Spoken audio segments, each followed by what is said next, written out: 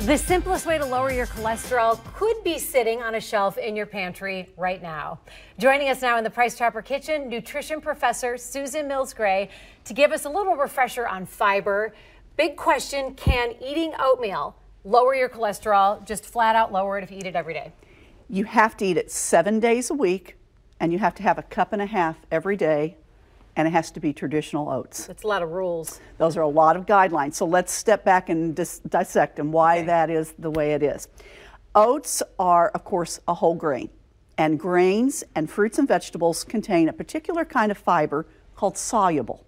So there's two kinds of fiber. And, you know, with someone like me, I get to talk about fiber all the time. Yeah, nutrition professor. Right. So there is insoluble fiber. And insoluble fiber, the body cannot break it down. And it gives our solid waste structure. Okay. So that it can be removed from the body. Okay. Soluble fiber, which we find in grains and fruits and vegetables, is absorbed in or breaks down in water. And so in the intercellular water of the body. And it allows our solid waste to be soft enough to be excreted. Okay. Now, when that happens, when we excrete solid waste, we get rid of a lot of toxins and some of the things we don't need. And one of the things that can help lower is cholesterol, because there's this whole process, and we could do a whole lecture on liver and bile.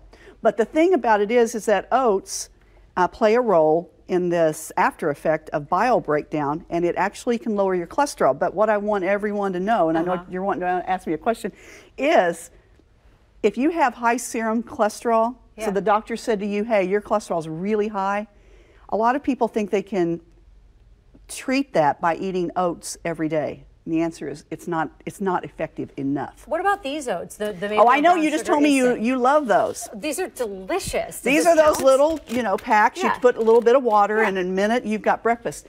Absolutely 100% useless. Useless? Yes, not because even what's wrong with the oats? They are so highly processed that there's virtually no fiber left, and they're full of sodium and sugar. So again, if you're going to get the effect of any lowering of your cholesterol, of your bad cholesterol, you got to use traditional oats. Can you put maple and brown sugar on the traditional oats, or does that negate the healthy effects? Well, sure, it will help. It will help flavor it, and that would be okay. But you're still going to get your fiber if you use traditional oats. Got it. So traditional oats, these are just might as well be junk food? Correct.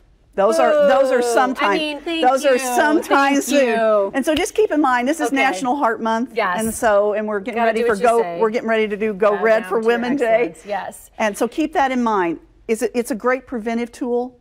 But if the doctors looked at you and said, look, we've got to do something serious, this isn't probably going to be enough, but it certainly helps. Couldn't hurt. Okay. As long as it's this kind and not this that kind. Nutrition professor Susan Mills